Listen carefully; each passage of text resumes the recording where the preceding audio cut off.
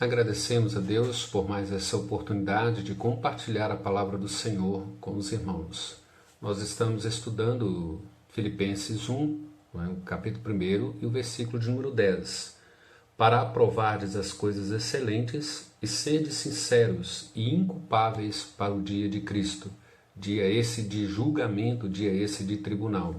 Nós temos como tema para pensar, testemunhando uma integridade exemplar, para serdes sinceros e inculpáveis para o dia de Jesus Cristo. O que nós entendemos, ou o que significa para nós sermos sinceros, íntegros, irrepreensíveis e inculpáveis? Observe que foi para esse propósito que Deus nos elegeu lá na eternidade.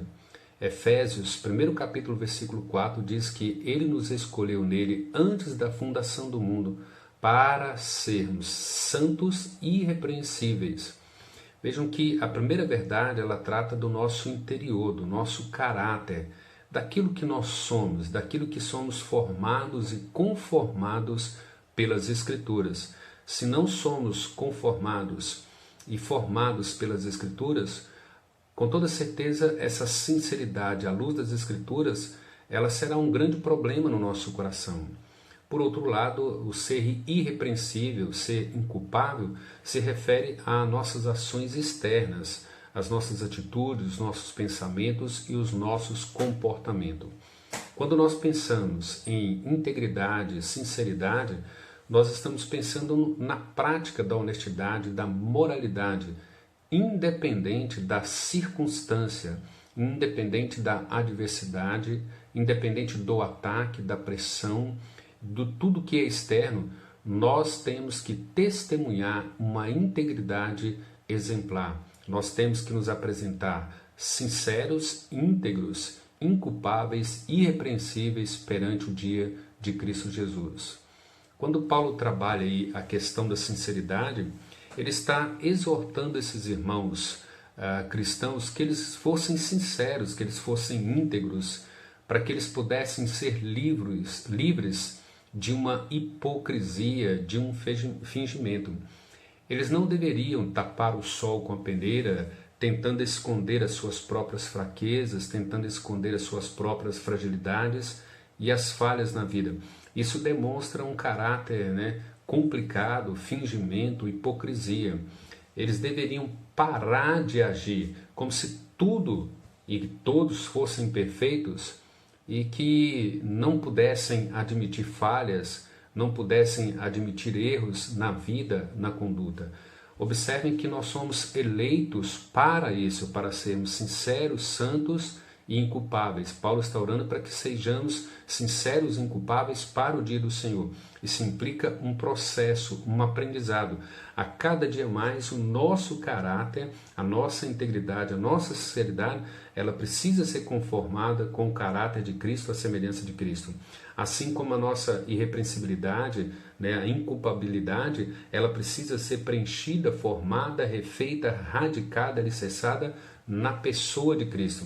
Nós não somos perfeitos. Nós temos que entender que isso existe desde os primeiros dias lá no Éden, quando o homem decidiu desobedecer a Deus. E com a entrada do pecado no mundo, a consequência foi, esse homem começou a se esconder, a fingir, a fugir da presença de Deus e também da própria esposa, culpá-la e jogar a culpa sobre o homem ou jogar a culpa sobre a mulher. Isso tem início lá no Éden.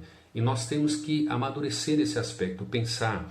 Nós temos que dar um testemunho de uma sinceridade, de uma integridade, de uma irrepreensibilidade exemplar para o próximo, para a nossa família. E às vezes isso é difícil dentro da própria família, dentro do próprio lar.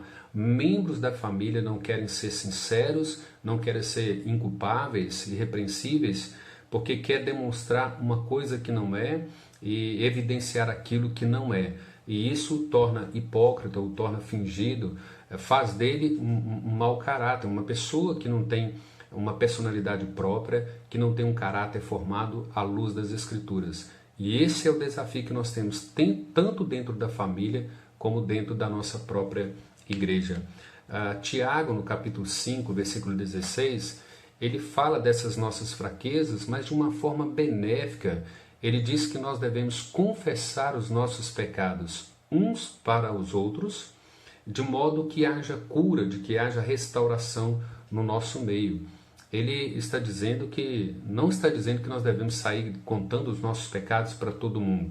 Existem pessoas na igreja ou na família que são mais maduros, que são mais conselheiros, que têm mais conhecimento. Então a esses nós deveríamos estar confessando os nossos pecados, pedindo ajuda, pedindo socorro, pedindo auxílio, para que a gente consiga vencer essas tentações, consiga vencer essas provações e nós cresçamos em Cristo, nós cresçamos no conhecimento de Deus. O outro aspecto é que nós devemos confessar os nossos pecados, aqueles que nós ofendemos, aqueles que nós causamos danos, aqueles que nós fofocamos ou depreciamos a sua pessoa. Nós deveríamos fazer o uso dessa prática de confissão para que houvesse perdão, para que houvesse restauração, reconciliação e que nós pudéssemos matar toda raiz de amargura, toda inveja, toda discórdia, toda contenda no nosso coração. E assim nós iríamos desfrutar de um relacionamento, de uma comunidade de igreja, de uma família curada, restaurada. E muitas famílias desfrutam de problema, vivem conflitos por falta de confissão, por falta dessa sinceridade, por falta dessa inculpabilidade, da irrepreensibilidade. Nós precisamos exercitar e dar um testemunho de sinceridade e irrepreensibilidade de forma exemplar para todos aqueles que nos rodeiam. Cristo, quando nos ensina a oração do Pai Nosso, ele está dizendo ali que deve ser feita a vontade de Deus nos céus e na terra. Perdoa as nossas dívidas como nós perdoamos os nossos ofensores.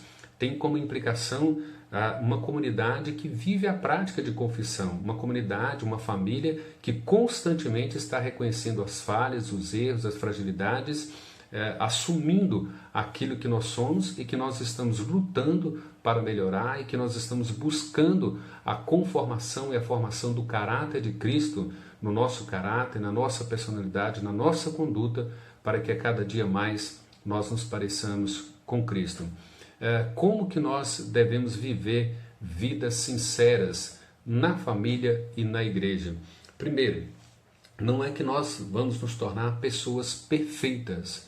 Isso implica que cada um de nós, tanto na família como na igreja, deve ter a disposição para reconhecimento das falhas, para confessar as nossas falhas, para confessar os nossos pecados uns aos outros e primariamente diante de Deus. Ir até Deus, reconhecer as nossas falhas, reconhecer as nossas fragilidades, confessar os nossos pecados. Isso deve ser uma prática constante para que nós nos encontremos sinceros e inculpáveis, íntegros e irrepreensíveis perante Deus. Nós temos que ter a coragem, né, a transparência de caráter, de conduta, de reconhecer: eu não sou perfeito, eu preciso de misericórdia, eu preciso de compaixão, eu preciso de encorajamento da igreja, dos membros da igreja, da liderança da igreja, dos membros da família, para que eu cresça, para que eu abandone o meu pecado, para que eu seja aperfeiçoado na palavra de Deus. E precisamos também colocar isso diante de Deus primariamente, buscando de Deus o perdão de Deus, a reconciliação de Deus. E isso resultará na coragem, na firmeza, na sinceridade, na integridade de buscar o irmão, de buscar o próximo, de buscar o membro da família, também para confissão, para arrependimento, para abandono de pecado, para que haja cura, para que haja restauração, para que toda raiz de amargura seja destruída, para que todo ressentimento seja retirado do nosso coração. E essa é uma das marcas que deve ser vista, notória, na vida de todo crente, de todo cristão maduro. Ele deve ser humilde, aberto e demonstrar para as pessoas que ele luta contra o seu pecado, que ele luta contra as suas fragilidades, que ele luta contra as suas falhas. Paulo, em 1 Timóteo 1,15, ele diz assim: digna é a palavra de toda e inteira aceitação, de que Cristo veio ao mundo para salvar pecadores, dos quais eu sou o principal.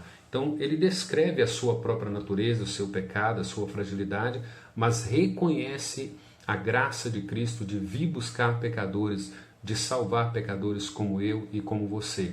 Nós precisamos reconhecer o que somos, mas mudar, amadurecer, crescer, para sermos sinceros e inculpáveis para o grande dia do juízo final. Romanos 7 ele fala que as coisas que ele não deseja fazer, que ele não gostaria de praticar, ele acaba praticando.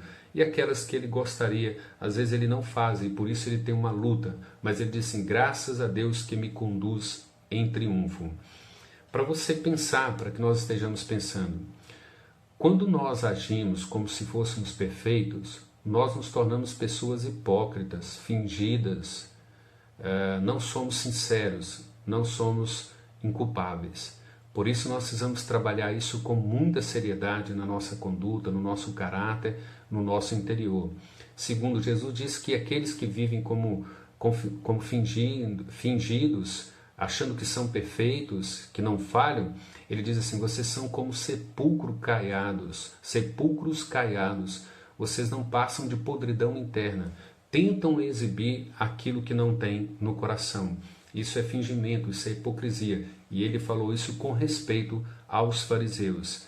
E ele diz, vocês estão cheios de orgulho, cheios de raiva, cheios de contenda, cheios de ciúme, de inveja, porque isso é o que procede do vosso coração. Mas ele nos exorta a viver de forma sincera, de forma inculpável, de forma íntegra e de forma irrepreensível. Assim como ele nos exorta aqui no versículo 10 de Filipenses, ele explica isso em Efésios 1:4. E ele nos escolheu antes da fundação do mundo para que sejamos santos e irrepreensíveis, íntegros, sinceros e retos, e inculpáveis, para que quando encontrarmos face a face, nós possamos desfrutar de Romanos 8:1. E não há nenhuma condenação para aqueles que estão em Cristo. Deus os abençoe. Deus te abençoe, abençoe a sua família, abençoe a sua igreja, a nossa igreja, para a honra e glória do nosso Deus. Até mais.